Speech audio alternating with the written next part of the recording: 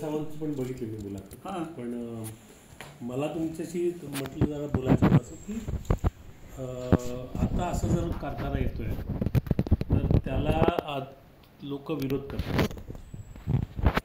तर का विरोध करतात, त्याचं काय कारण असेल? तसा विरोध करायचं काही कारण नाही. हां.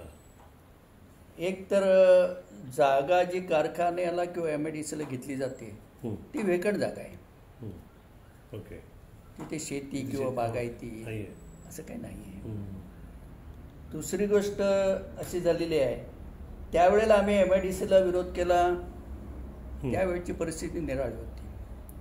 ती MIDC पंचतारांकित MIDC होती. जनरली पंचतारांकित MIDC म्हटली की त्याला रिस्ट्रिक्शन राहत नाही. कोणती फॅक्टरी असावी, केमिकल फॅक्टरी असाव्या, काय असावं, म्हणजे पोल्युशन वगैरे ह्या गोष्टीला तसा त्याला रिस्ट्रिक्शन राहत नाही. दुसरी गोष्ट काही मला तिथे त्यावेळेला प्रश्न केला की तुम्ही MIDCला विरोध करताय आणि इथे तुम्ही समर्थनाच्या ह्याच्यासाठी कसे काय आलाय, असं मला लोकांनी प्रश्न केला. त्यावेळेला मी त्यांना उत्तर हे दिलं की त्यावेळेची परिस्थिती 25-30 वर्षापूर्वीची MIDC त्यावेळेचा काळ आणि आताचा याच्यात खूप फरक पडलाय. त्यावेळेला लोकांची शेतीकडे ओढ होती. आता शेतीकडच्या लोकांची ओढ कमी झाली, नोकरीकडे लोकांची ओढ जास्त झाली. आता नोकऱ्या इथे नाहीत म्हणून ते मुंबई, पुण्या ह्या भागामध्ये जायला लागले, मोठ्या मोठ्या शहरामध्ये जायला लागले. का तर नोकरीसाठी. आणि नोकरीसाठी जाता जाता इकडची घराच्या घरं रिकामी व्हायला लागलीत. तुम्ही जर पाहिलं तर जर सर्वे केला त्या भागातला किंवा खेडेगावात कुठेही, तर शेती तर लोकांनी सोडलीच आहे. एक तर शेती परवडत नाही. दुसरी गोष्ट शेती करून तरी करायचं आहे काय, कारण गव्हर्नमेंट फुकट तांदूळ देते. त्यामुळे शेती तरी करायची कशाला, रॅशन कार्डवर फुकट तांदूळ मिळतोय. उलटा इकडचा फुकट तांदूळ घेऊन ते मुंबईला चाकरमान्यांना पाठवतायत. ही परिस्थिती झाली. मग शेती कोण करतो? म्हणजे शेती बागायतीकडचा लोकांचा कल आता कमी झाला. मग करायचं काय? हा जो ओढा सगळा मुंबईकडे जो लोंढा चाललेला आहे, हा लोंढा थांबवायचा कसा? त्याच्यासाठी कुठेतरी फॅक्टरीज आल्याशिवाय ह्या लोकांना रोजगार मिळणार नाही. आता ती फॅक्टरी आणताना फक्त एकच लोकल लोकांनी विचार करायचा आहे, ग्रामस्थांनी विचार करायचा की त्याला पोल्युशन आहे की नाही, कितपत पोल्युशन आहे, कसं आहे, काय, ह्याचा सारासार विचार करावा आणि मग विरोध करावा. मी लोकांना तेच सांगितलं की ह्याचा सारासार विचार करूनच मी ठरवलंय की ह्या कारखान्याला विरोध करू नये. त्याला पोल्युशन नाही आहे, झिरो पोल्युशन असं म्हटलं तरी चालेल. मग का कारखानदारी घालवते तुम्ही? बरं, उद्योगमंत्री, राज्याचा उद्योगमंत्री तुमच्या गावातला नाही घरातला आहे. तो आणतोय, तो देतोय तुम्हाला करून, त्याचा फायदा घ्या ना करून. कुठचा तरी घाटावरचा उद्योगमंत्री असला, पतंगराव, आम्ही MIDC पतंगराव कदम होतो MIDC, आम्ही काय भोगायचं ते भोगलं त्यावेळेला. तो कसा आला, कसा गेला, किती आम्हाला शिष्टमंडळ आलं, भेट आमचे 45 लोकांचं शिष्टमंडळ केलं होतं. भेटायला आम्ही 2 दिवस ATN वर थांबलो. तटकरी, आमच्या सुनील तटकरी त्यावेळेला पालकमंत्री होते, त्याने आमचं शिष्टमंडळ नेलं होतं. 2 दिवस पतंगराव कदमाला भेटायला गेले उद्योगमंत्री. ATN वर आम्ही थांबलो, वडापाव खाऊन आम्ही फुगलो. नंतर 2 दिवस, दुसऱ्या दिवशी संध्याकाळी आम्हाला 4 वाजता बोलवणं झालं. चला चला चला चला, साहेबांनी भेट, चला जा. आम्ही गेलो, बसलो तिथं. 45 लोक आम्ही होतो. आले तटकरी, आपला पतंगराव. काय निवडी MIDC ना, काय होऊ द्या ना, काय MIDC होते, त्याला काय होते, काय तुमचे मुद्दे असतील तुम्ही थोडे सोसा, आम्ही थोडे सोसतो असं म्हटलं. ते उठायला लागले. मी चिडलो त्यावेळेला. मी चिडला, मला तटकरे साहेब माझ्या हातावर हात मारते, थांबा जरा. म्हटलं नाही. 45 लोकांचं शिष्टमंडळ घेऊन मी 400 किलोमीटरवरून इथे आलोय. 2 दिवस इथे वडापाव खाऊन राहिलोय. ह्या लोकांची व्यवस्था मी कशी केली मुंबईमध्ये ती माझी मला ठाऊक. आणि साहेब येत आहेत आणि काय तुम्ही थोडं सोसा, आम्ही थोडं सोसा, काय भाकरी घ्यायची, अर्धी तुम्ही खा, अर्धी आम्ही खाऊ. बसले. उपयोग काही झाला नाही. बसले, पण थोडा वेळ बसले, इकडे तिकडे बोलले, झालं, संपला विषय, उपयोग काही नाही. अशा गोष्टी. असं बाहेरचा उद्योगमंत्री नाही, उद्योगमंत्री आपल्याकडचा आहे. बरोबर. दुसरी गोष्ट, आपल्याकडे कारखानदारी नाही आहे, होती ती गेली. भारतीय शिपयार्ड गेला, JK गेला, येऊन जाऊन राहिलाय फिनोलॅक्स, आणि आमच्या गद्रेंचा प्लॅन्ट गद्रेमध्ये, हा गद्रे, तेवढेच इंडस्ट्री आता आपल्या रत्नागिरीमध्ये आहे, तालुक्यामध्ये म्हटलं, जिल्ह्यामध्ये म्हटलं तरी हरकत नाही. काय दुसरं, हे कारखानदारी येते, येऊ द्या ना. दुसरी गोष्ट, विरोध करायला आता काही राहिलेलंच नाही. जवळजवळ 80% जास्त जागा घेतल्या गेल्या. ओके. स्थानिक अंबानींनी जागा अगोदरच अडकवलेल्या आहेत. स्थानिक अंबानी लक्षात आलं, मी इथले इन्व्हेस्टर,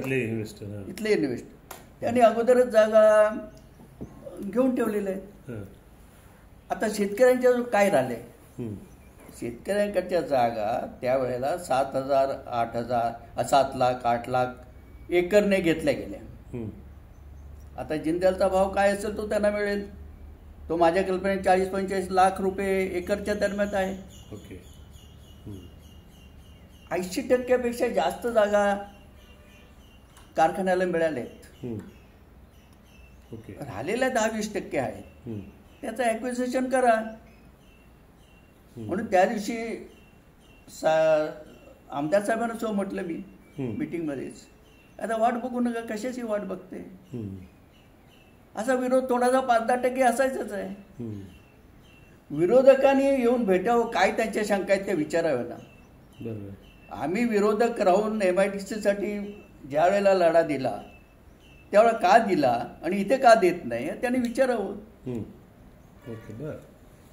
म्हणजे त्यांना आम्ही जे उत्तर देऊ ते समर्पक वाटलं तर त्यांनी थांबावं, नाही तर त्यांचं काम चालू करावं. विरोधक संपर्कच करत नाहीत. विरोधक संपर्कच करत नाहीत, संपर्कच करत नाही, बोलतच नाही. इकडे मिटिंग घ्या, तिकडे मिटिंग घ्या, मुंबईला जा, मुंबईला मिटिंग घ्या, हीच कामं चाललेली आहेत. आता शासनाने माझ्या दृष्टीने थांबू नये. तिथले ते 4-5 गाव आहेत ज्या गावांच्या जमिनी कारखान्यासाठी जात आहेत. कळजोंडी पासून कळजोंडी आहेत, आगरनळ, कोळीसर, वैद्य लागवण, गडनरळ आणि वाटत आणि कळजोंडी. त्याच्यामध्ये कोळीसर, आगरनळ, वैद्य लागवण या लोकांनी आपला ठराव घालून दिला. ग्रामपंचायतीचा ठराव घालून दिला की आमचं या कारखान्याला समर्थन आहे, आमचा विरोध नाही. वाटत नाही दिला. राहता राहिलाय कळजोंडी, त्याने अजून दिला नाही. पण कळजोंडीने जरी दिला नसला आता तरी कळजोंडीचं जमीन किती 200 एकर आहे. त्याच्यामध्ये ठेवा बाजूला, तिकडे 200 एकर वाढवा आणि काम चालू करा. मी तर त्या दिवशी आमदार साहेबांना असंही म्हटलं, उद्योगमंत्री साहेबांना, की मी तर असं म्हणेन की हे तर कारखाने तुमचे आहेतच. 2-3 जिल्हा परिषद गट मिळून एक छोटा कारखाना तुम्ही ठिकठिकाणी द्या. तिकडे मालकुण परिसरात एक द्या, इकडे वाटतला दिले द्या, इकडे करंबोड्याला द्या, एक कारखाना तिकडे पावस गोळपला द्या, एक कारखाना छोटा द्या. कारखानदारी यायला पाहिजे, त्याशिवाय कशाचाही विकास होणार नाही आणि हा लोंढा थांबणार नाही.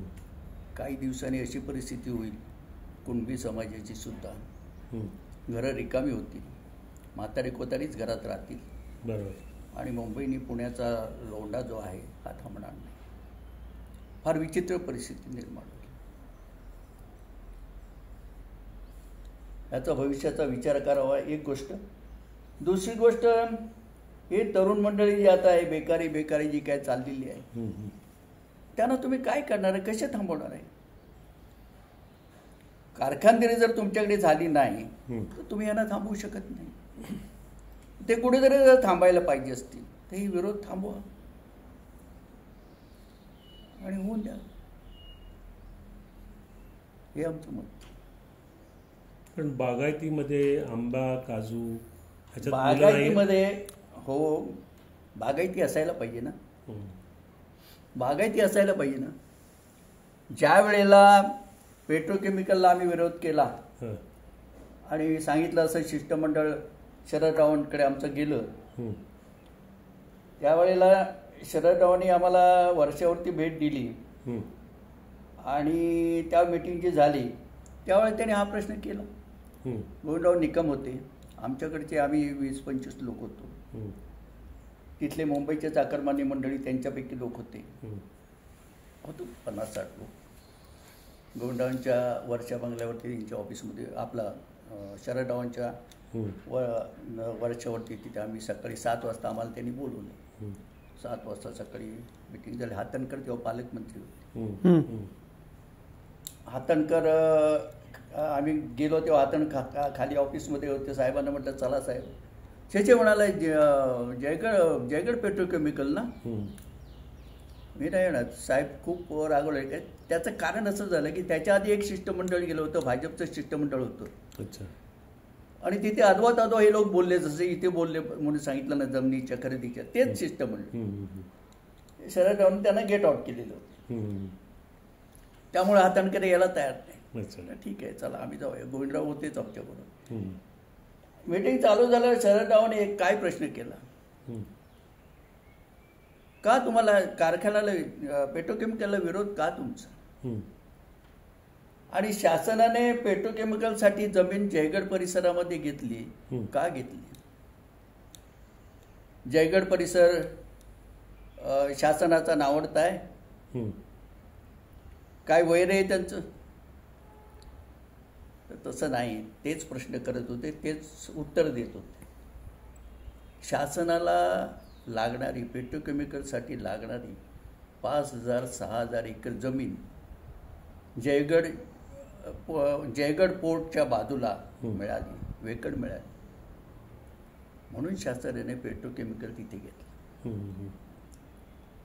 जमीन मिळाली, जेट्टी आहेच, बंदर किनारे आहेच, बाकी फॅसिलिटीज आहेच, म्हणून तिथे निवडला पेट्रोकेमिकलसाठी.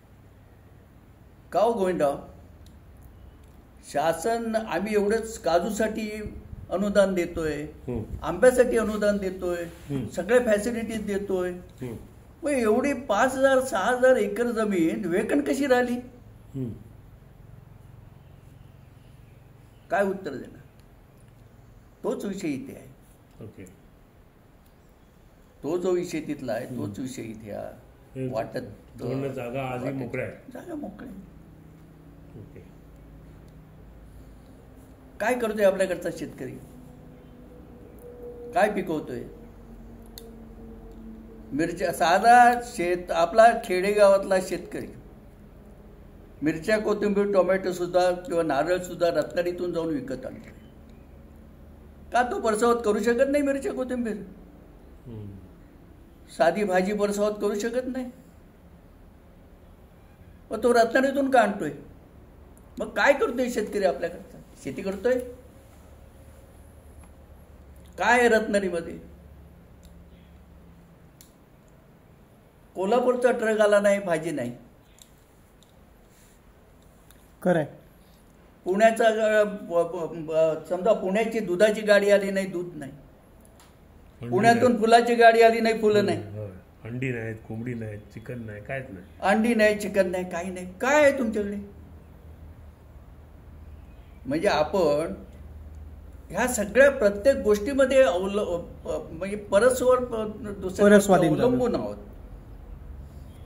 ह्या गोष्टीचा कोणीच विचार करत नाही. ना जनता विचार करत, ना शासन विचार करत.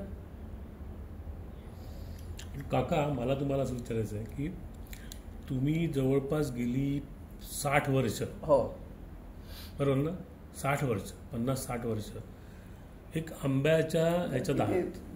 वरची बघतो म्हणजे विशेषतः आंबा इंडस्ट्रीमध्ये आहात, मँगो इंडस्ट्रीमध्ये आहात. हो. आणि तुम्ही त्याला एका उंचीवर नेलं, एका उंचीवर नेलं त्या इंडस्ट्रीला. म्हणजे त्याचं सायझिंग कसं करावं, त्याचं ग्रेडिंग कसं करावं, त्याचं फळ कसं असावं, त्याचं मार्केटिंग कसं असावं, ह्याची जी बेसिक कॉन्सेप्ट ह्या जिल्ह्यात तयार केली ती तुम्ही केलीत खऱ्या अर्थाने. तर असं असताना तुम्ही हा इथला आंबा की ज्या पद्धतीने वाढवला, त्यामुळे एक प्रेरणा आली अनेकांना की आंबा उत्पादक आपण आंबा वाशी मार्केटमध्ये नेऊ शकतो किंवा कुठेही नेऊ शकतो. तर मग अशा ह्याच्यात तुम्हाला पण असं वाटतं की आजही इथला युवक इथला ह्याच्यात न येता त्याला फक्त नोकरीच करायची? कारण तुम्ही एक म्हणता तो प्रश्न खरा आहे, मायग्रेशन मोठं आहे. माझा अभ्यास असा आहे की 10वी नंतरची 40 ते 50% मुलं मुंबईत पडतात, 12वी नंतरची 40-50% मुंबईत पडतात. इथे थांबतच नाही, ही फॅक्ट आहे. घरं म्हणजे वाड्या रिकाम्या झाल्यात. तर ती हे असं का होतंय, पण याचं काय कारण तुम्हाला वाटतं? आताचा तरुण जो आहे, आताचा जो तरुण वर्ग आहे त्याचा जर तुम्ही अभ्यास केला तो साधारण 10वी-12वी झालेला असतो, जास्तीत जास्त 15वी. त्याला आपल्या शेतामध्ये काम करायला लाज वाटते. तो दुसऱ्याच्या शेतात जाऊन कुठे काम करणार हो?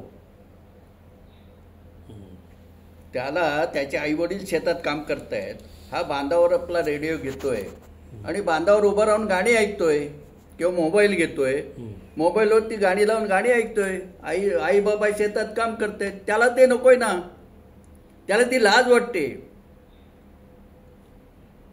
पण तो असं म्हणत नाही की ही आपली प्रॉपर्टी आहे, आपली ही शेती आहे, आपली ही बागायती आहे, आपण इथे खपावं, इथे करावं. म्हणून मगाशी म्हटल्याप्रमाणे भाजीपाला तुम्हाला नाही करता येत का? तुम्ही कोल्हापूरवर अवलंबून. फुलशेती तुम्हाला नाही करता येत का? तुम्ही पुण्यावर अवलंबून. डेअरी तुम्हाला नाही म्हशी गाई ठेवता येत का? तुम्ही पुण्यावरती अवलंबून. का तुम्ही कोल्हापूरवर अवलंबून, का तुम्ही वारणावर अवलंबून. म्हणजे तरुण आताच्या तरुण वर्गाला ह्यातलं काही नकोय. नोकरी करणं, मग भले त्या मुंबईत कुठेही त्या झोपडपट्टीत राहायची त्यांची तयारी असते आणि तिथे राहून नोकरी कशी मिळेल ती त्यांना करायची असते. हे नकोय त्यांना, पण ते आवडते, ते करायचे, हे नाही करायचे. टेंडन्सीच अशी झालेली. पण काका अशा ह्याच्यात म्हणजे आता जे विरोध करतात त्यांच्यातला एक मुद्दा आहे की ह्या सगळ्या जमिनी जर काही उद्योगपतींच्या सगळ्या ताब्यात गेल्या तर हा सगळा कोकण खाली होईल आणि इथे माणसाकडे जमीनच राहणार नाही. चुकीची कल्पना आहे. ही कल्पना चुकीची आहे. वेकंट जमिनी आहेत त्या वर्षानुवर्षे आहेत, अजूनही वर्षानुवर्षे राहणार आहे. काय त्या ठेवून फायदा आहे का त्याचा? काय ना त्यांना उपयोग, ना आपल्याला उपयोग, ना शासनाला उपयोग, नाही कोणालाच उपयोग. तुम्ही बघताय कातळपड पडलेलं आहे, सातबाऱ्याला कातळपड म्हणून लागलेलं आहे, वर्षानुवर्षे होत आलेलं आहे. अजूनही असंच पुढे किती वर्ष चालायचं? म्हणजे कुठेतरी ह्याच्यामध्ये बदल व्हायला पाहिजे.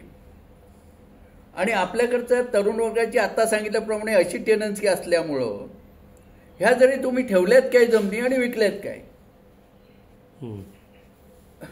त्याला काय अर्थच नाही ना.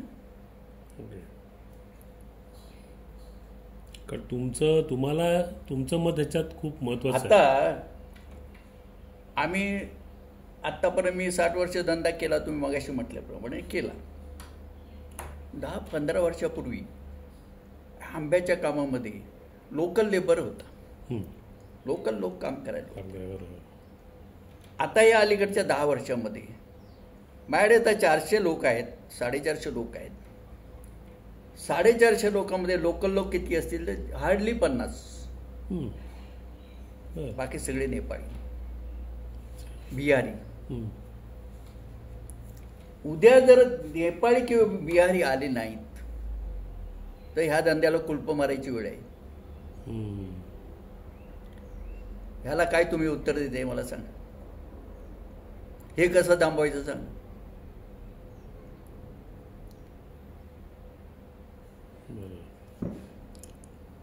हा मोठा गंभीर प्रश्न आहे. गंभीर प्रश्न आहे. तुम्ही बघा ना, तुम्ही हॉटेलमध्ये जा, वेटर कोण आहेत? बिहारी आहेत. लॉन्चीवर जा, खलाशी कोण आहेत? सगळे तमिळ आणि असे तामिळनाडू, बिहारी, नेपाळी पण. आंब्याच्या धंद्यात तीच परिस्थिती आहे.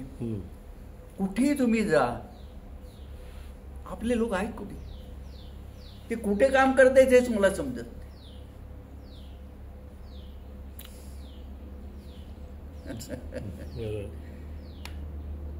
खरी परिस्थिती आहे. इथला माणूस टिकतच नाही. पूर्वी सगळे लोक असायचे. हो, पूर्वी सगळे लोकल लोक असायचे, आता दिसतच नाहीत कुठे. आणि म्हणून हे धंदे आम्ही त्यावेळेला करू शकतो. उद्या नेपाळ आता स्वतंत्र झालेलं आहे. तिथे आता विकासाची कामं पूर्वी नव्हती, आता व्हायला लागलेली आहेत. आता हळूहळू त्यांचाही ओढा इकडे यायचा कमी व्हायला लागलाय, कारण लोकल जाग्यावर काम मिळतंय. उगाच महाराष्ट्रात कशाला जा, त्यांचाही ओढा हळूहळू कमी होणार आहे. जर उद्या याला कदाचित नेपाळने त्यांची बाउंड्री सील केली, तुम्ही काय करू शकता? नेपाळ आपली बाउंड्री सील करू शकतो. कामगार बाहेर जाता कामा नाही. देशाने जर आपली पॉलिसी बदलली तर आपण काय करू शकतो? प्रत्येक गोष्ट आपली कोकणाची प्रत्येक गोष्ट दुसऱ्यावरती डिपेंड आहे. काही आपल्याकडं. मग याला पर्याय हा या इंडस्ट्रीतनं तुम्हाला वाटतो का? की आता हा जो स्थलांतराचा जो वेगळा हे जर कारखाने छोटे छोटे जर झाले तर काही प्रमाणात रोजगार मिळेल आणि तरुण वर्गाचा मुंबईत जाण्याचा जो अट्रॅक्शन आहे किंवा ओढा आहे तो कमी होईल. पण इथे जे आता शेतीमध्ये वाढ होणार नाही. किती जरी काय केलं तरी शेतीमध्ये वाढ होणार. पण टुरिझम आणि शेतीमध्ये वाढ होणार नाही त्याचं कारण, आणि शेतामध्ये किंवा ह्याच्यामध्ये लोक पडायला तयार नाहीत, तरुण वर्ग पडायला तयार नाहीत. याचं कारण दुसरंही असं आहे की सरकार त्या दृष्टीने काही बघत नाही.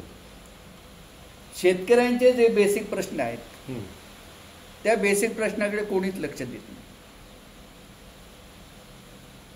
नुसता शेतकरी हा आमच्या देशाचा कणा आहे, भारताचा कणा आहे, देशाचा कणा आहे नुसतं म्हणायचं, घोषणा करायची. शेतकऱ्यासाठी काही नाही. तसं पाहिलं आता आम्ही धंदे करतोय. स्प्रे पंप जे आमचे आहेत फवारण्या करण्याचे, पूर्वी पाय पंप होते, हात पंप होते, म्हणजे पायाने पंप चालवायचे. आता स्प्रे पंप झाले, डिझेलवरती, पेट्रोलवरती, रॉकेलवरती चालणारे पंप. जे पहिले स्प्रे पंप काढले गेले ते सगळे रॉकेलवर चालले. रॉकेल सुरुवातीला चांगल्या तऱ्हेने मिळालं, मग नंतर रॉकेल मिळेनाचं झालं. ब्लॅकमध्ये आम्ही रॉकेल घ्यायला लागलो. रॅशनवरचं ब्लॅकमध्ये रॉकेल घ्यायचं, ते कुठेतरी 35-40 रुपये लिटरने पडायचं. आता रॉकेलही गायब झालं, रॉकेल नाही. ते रॉकेलचे पंप 100 रुपयाचं लिटरचं पेट्रोल घेऊन आम्हाला वापरावे लागतात. 35 रुपयाचं रॉकेल कुठे आणि 100 रुपयाचं पेट्रोल किती फरक आहे? कोणी सोसायचं? शेतकऱ्याने. झाडावर मारायची जी इन्सेक्टिसाइड, पेस्टिसाइड आहेत त्याला क्वालिटी नाही, म्हणजे क्वालिटी कंट्रोल नाही. त्याच्या किमती ज्या आहेत, त्याचे रेट जे आहेत, त्या रेटवरती कोणतेही रिस्ट्रिक्शन नाही. असे बेसिक प्रश्न जे काही आहेत. वांदरांचा सुळसुळाट एवढा आहे, माकडांचा वांदराचा सुळसुळाट एवढा झालेला आहे की त्याला काही लिमिटच राहिले. अनेक वेळा प्रश्न मांडले. कलेक्टर साहेब, प्रांत साहेब, आमचे आमदार साहेब जे अल्प बचत हॉलमध्ये मीटिंग झाली तेव्हा मी बोललो हा विषय, तुम्ही हे बेसिक प्रश्न का सोडवू? बेसिक प्रश्न पहिले सोडवा, त्याशिवाय शेतकऱ्याला सुख लागणार नाही. आता इतकी परिस्थिती झाली आहे, वांदर घरात आणि माणसं बाहेर, ही परिस्थिती झालेली. आम्ही आमच्या कामगारांना विचारतो का रे बाबा तुम्ही शेती का सोडली? शेती का करत नाही? नाच नका करत नाही? नारळ किंवा सुपारी किंवा बागायती का करत नाही? का तुम्ही सोडले? काय करायचं म्हणा? शेती कणसावर आली रे आली की तो कळप येतो आणि ते एका दिवसात सगळं साफ करून नेतो.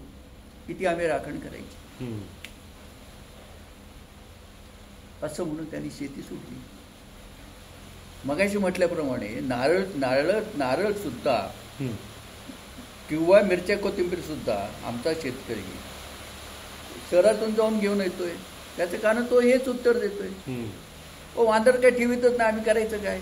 नारळीवरती एक पोकटा पडला की वांदर ते पोकटे सगळे काढून टाकतो, पाडून टाकतोय. ही परिस्थिती, हे बेसिक प्रश्न जे आहे, हे बेसिक प्रश्नाकडे कोण लक्ष देईल? तेव्हा माझं तेच म्हणणं होतं की इंडस्ट्री तर पाहिजे यायला, लोकांना पण त्याची गरज आहे असं पण पाहिजे, लोकांचा सहभाग घेतला पाहिजे. पण त्याच वेळेला गेल्या जवळपास 20-25 वर्षात कोकणातला नारळ, काजू, आंबा किंवा इकडचं टुरिझम याच्यातली जी लोकांनी डेव्हलपमेंट केलं, शासनानं मी म्हणत नाही, लोकांनी डेव्हलपमेंट केलं, त्याला सपोर्टिंग सिस्टीम जी शासनाने दिली पाहिजे, त्याची R&D केलेलं पाहिजे. तर ती त्याच्यावर फोकस होत नाही.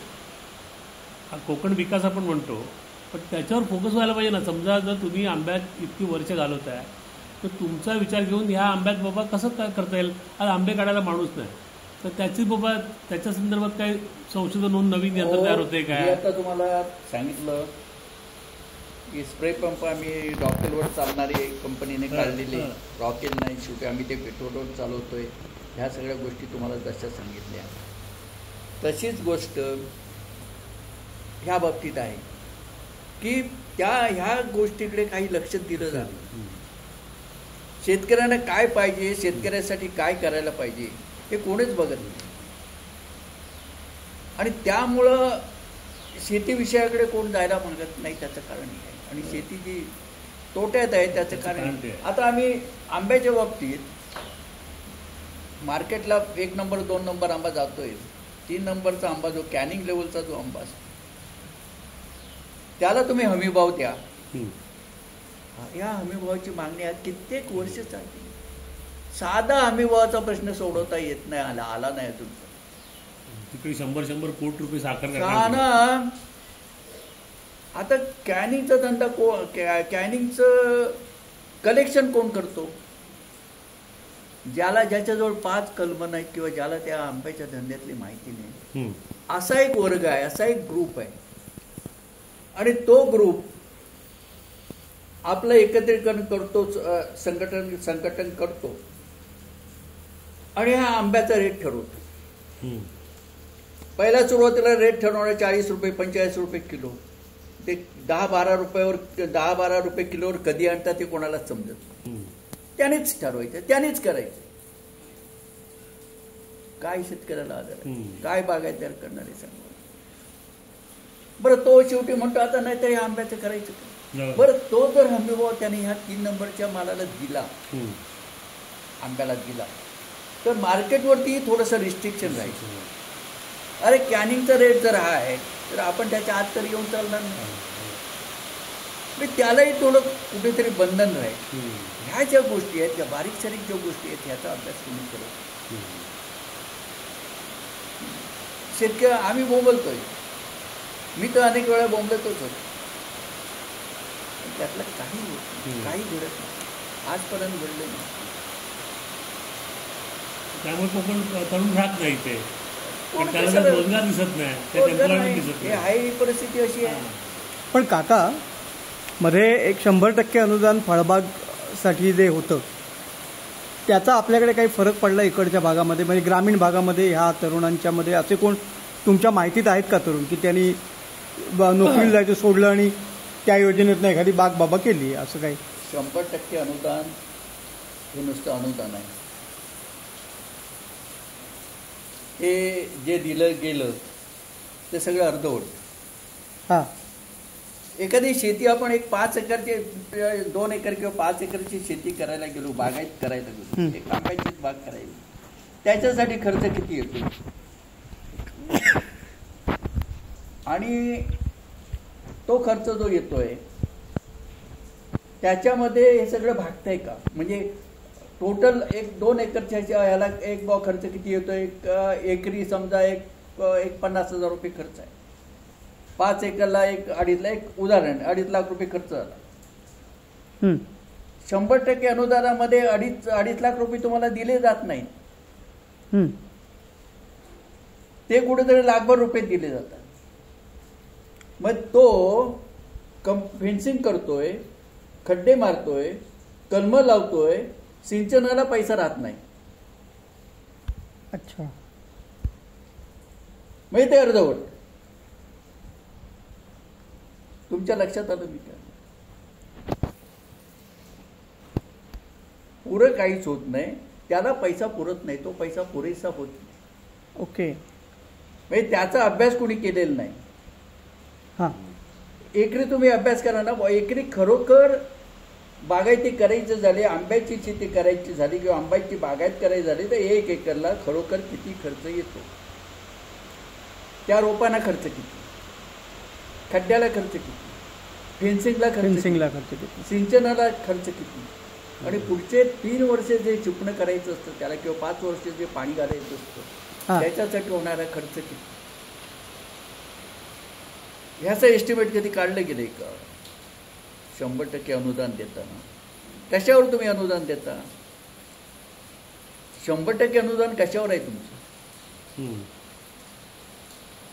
शेतकऱ्याला ते पैसे पुरतच नाही. तो सर्कल पूर्ण होत नाही, खर्च पूर्ण होत नाही. जे आता घरकुलाची परिस्थिती आहे तीच. घरकुलाला पैसे दिले जात आहेत, त्याच्यात घरकुल कुठे परत होत आहे? तो शेवटी इकडे तिकडे कर्ज काढूनच ते घर पुरं करतोय. पहिले 1,30,000 रुपये होते की काय असं काय होते, आता 1,30,000 रुपयात किंवा 1 लाखात घर होते. किती वेळेपणा आणि किती खुळेपणा चाललेला आहे, किती अज्ञान आहे प्रत्येक गोष्टीमध्ये. अरे अभ्यास करा प्रत्येक गोष्टीचा आणि मग ठरवा नेमकं काय करायचं तुम्हाला ते.